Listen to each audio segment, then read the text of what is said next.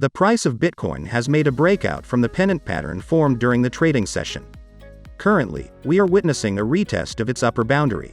Typically, this pattern is worked out to the height of its flagpole, in this case, in the range of 40,000 to 41,000.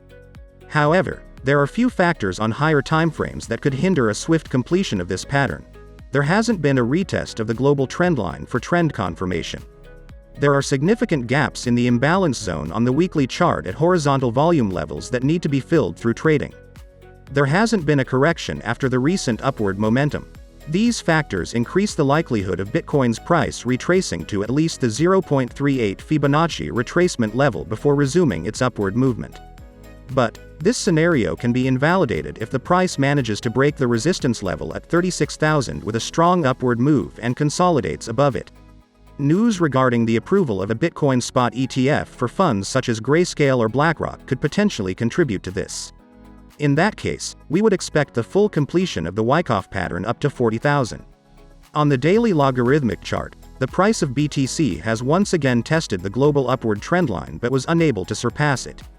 The RSI indicator is in the overbought zone, indicating the need for a local corrective movement. After the correction, we expect another test of the trendline in the range of 38,000 to 40,000. If, during this retest, the price cannot establish itself above the trendline, we would anticipate the completion of a bearish wedge pattern and a global correction of the entire upward movement since the beginning of the year. However, news regarding the approval of a Bitcoin spot ETF could provide another powerful upward momentum.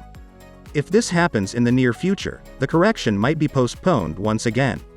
The Fear and Greed Index is in the greed zone at 72. The total market capitalization of the cryptocurrency market has increased to $1,257 billion, and the Bitcoin Dominance Index has fallen to 53.79. Based on the analysis of significant order blocks in the order books, the demand and supply zones are situated at the following levels: demand zone, 24,000 to 30,000. Supply zone, 36,000 to 40,000. Since 79% of Bitcoin holders are currently in profit, the overall sentiment in the cryptocurrency market remains positive.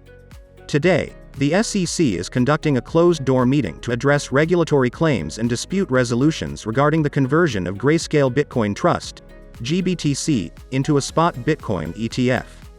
A court has ordered the regulator to review its decision regarding the GBTC ETF, emphasizing the similarities between the Grayscale proposal and Bitcoin futures ETFs. Yesterday, the U.S. Federal Reserve kept the key interest rate unchanged 5.5. While it seems that the markets have already priced in this news, it could have far-reaching effect